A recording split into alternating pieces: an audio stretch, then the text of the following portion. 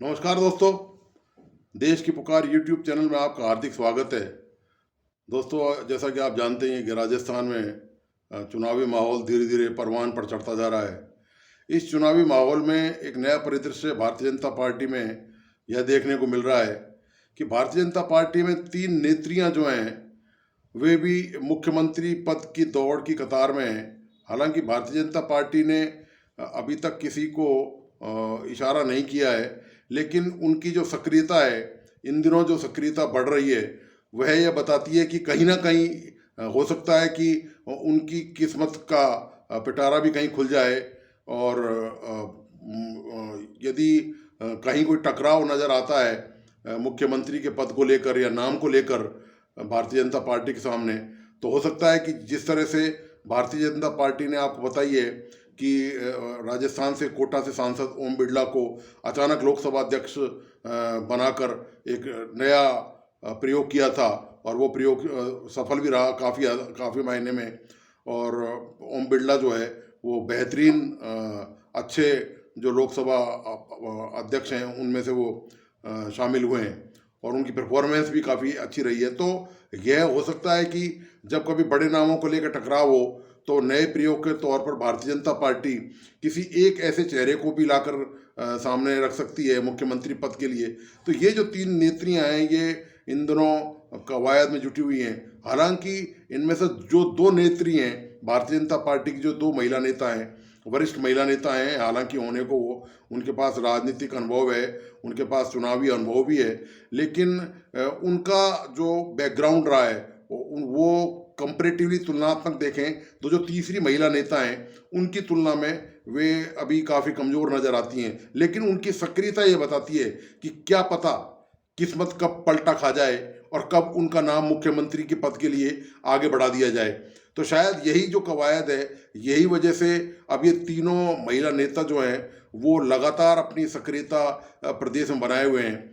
अब आपको इन तीनों नामों का खुलासा कर देता हूँ कि ये तीन महिला नेता भी जो है वो इस प्रयास में है कि कहीं ना कहीं केंद्रीय नेतृत्व तो उनकी एक्टिविटीज़ को, उनकी राजनीतिक गतिविधि को, उनकी सक्रियता को कहीं ना कहीं रेखांकित करेगा, और हो सकता है कि उनका नाम भी कहीं उछाला जाए मुख्यमंत्री पद के लिए। या फिर जब कभी टकराव पैदा हो दो बड़े नामों या तीन बड़े नामों के बीच में, या पसंद नापसंद के बीच में, तो एक ऐसा उम्मीदवार मुख्यमंत्री पद के लिए पार्टी हाईकमान नड्डा या अमित शाह और पीएम मोदी मिलके ये तय करें कि किसी एक नए चेहरे को राजस्थान से मौका दिया जाए।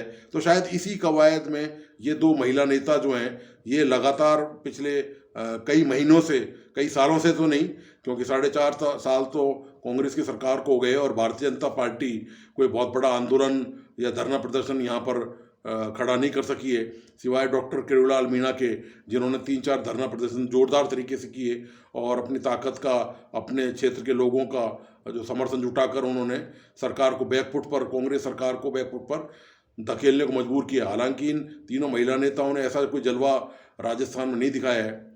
इनमें जो दो महिला नेता हैं वो हैं, एक तो सांसद दिया कुमारी राजसमंद सांसद हैं, दूसरी दौसा से सांसद हैं जसकौर मीणा। जसकौर मीणा पहले भी 2 बार सांसद रह चुकी हैं और केंद्रीय राज्य मंत्री रह चुकी हैं, और उनका वहाँ पर मीणा बाहुल्य इलाका है और रिजर्व सीट है, तो उनका काफ़ी अच्छा होल्ड है और उनका जनसंपर्क भी काफ़ी अच्छा है, और इन दिनों उनकी राजनीतिक सक्रियता बढ़ रही है।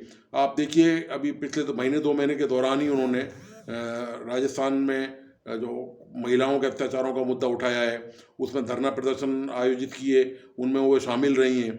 इसी तरह जो राजसमंद की सांसद हैं दिया कुमारी, वे जयपुर राज परिवार की हैं, आप जानते ही हैं, सब पता ही है आपको, और वह भी इन दिनों काफ़ी सक्रिय नज़र आ रही हैं। कल उन्होंने एक राजस्थान में महिला अत्याचारों के विरोध में सीएम हाउस तक रैली निकालने का आह्वान किया है, और उनका आरोप है कि राजस्थान देश में महिला अत्याचारों में नंबर 1 होता जा रहा है। और इससे पहले भी उनके उनके बयान वे ट्विटर पे भी काफ़ी सक्रिय रहती हैं। नरेंद्र मोदी की तारीफ हो या अमित शाह की तारीफ हो या नड्डा की तारीफ में, या राजस्थान में कोई भी ऐसा बड़ा घटनाक्रम हो, उसमें आपको वो सोशल मीडिया पर काफ़ी उनकी सक्रियता है।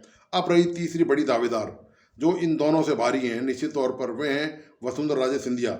वसुंधरा राजे सिंधिया चूंकि राजस्थान में पहले भी मुख्यमंत्री रह चुकी हैं और राजस्थान में उनका बड़ा बेस है, और केवल इन दो महिला नेत्रियों के मामले में नहीं बल्कि वो कई पुरुष जो नेता हैं राजस्थान में उन पर भी भारी नज़र आती हैं। अभी तक तो सीन यही है, लेकिन पिछले 4.5 साल के दौरान उनकी जो है केंद्रीय नेतृत्व से दूरियां बनी रही और वे सक्रिय नहीं हुई। उन्होंने कोई इस तरह का बड़ा आयोजन नहीं किया। हाँ, उन्होंने पिछले महीने 2-4 महीने के दौरान आप देखें तो अपने लेवल पर बड़े आयोजन किए हैं। कल ही उन्होंने कोटा में एक बड़ा, बारा में एक बड़ा आयोजन किया जिसमें उनके समर्थक जो विधायक सांसद थे वहाँ पहुँचे। ये कार्यक्रम पार्टी द्वारा आयोजित नहीं था। इससे पहले भी उनका जन्मदिन उन्होंने मनाया तो उन्होंने, उनके लोग ही वहाँ पर पहुँचे। पार्टी द्वारा इस तरह का कोई भी कार्यक्रम या कोई भी प्लान इस तरह का तैयार नहीं किया गया इस तरह के कार्यक्रमों का। तो वे निश्चित तौर पर आज भी संगठन में, हालांकि उनका एडजस्टमेंट नहीं है, उनकी तालमेल, चाहे वो मौजूदा प्रदेश अध्यक्ष सीपी जोशी हों या इससे पहले प्रदेश अध्यक्ष पूनिया रहे हों, सतीश पूनिया, उनके साथ भी उनकी पूरी तरह से पटरी नहीं बैठी, उनका तालमेल नहीं बैठा। जो वसुंधरा के स्वभाव से वाकिफ़ हैं वे शाही अंदाज में चीज़ों को देखती हैं और उनका जो अंदाज है, तौर तरीका है, वो भी राजनीति में शाही अंदाज के तौर पर ही नज़र आता है।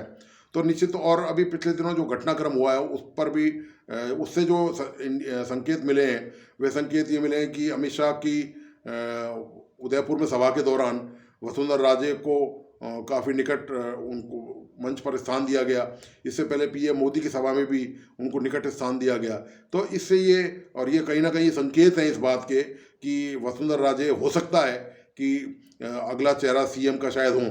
लेकिन दो ये महिला नेत्री हैं, इनको भी काफ़ी उम्मीद है और इनकी भी काफ़ी महत्वाकांक्षा है। जो सक्रियता जिस अंदाज में भी बढ़ी है उससे तो लगता है यही है कि कहीं ना कहीं हो सकता है कि किस्मत पलटा खा जाए और इनका भी नंबर कहीं ना कहीं आ जाए। ऐसी स्थिति में जब वसुंधरा राजे का पार्टी के अंदरूनी तौर पर भारी विरोध हो, जिसकी संभावना हालांकि बहुत कम नज़र आती है कि वसुंधरा राजे का खुले रूप में कोई विरोध करे, और कोई भी इतना बड़ा नेता राजस्थान में है नहीं, चाहे वो सतीश पूनिया हो, चाहे वो सीपी जोशी हो, चाहे वो केंद्रीय मंत्री, जल संसाधन मंत्री गजेंद्र सिंह शेखावत हों, या खुद इन दिनों बहुत ज़्यादा सक्रिय नज़र आ रहे हैं राजेंद्र सिंह राठौड़ जो प्रतिपक्ष के नेता भी हैं। लेकिन वो वसुंधरा के बहुत ही करीबी माने जाते थे।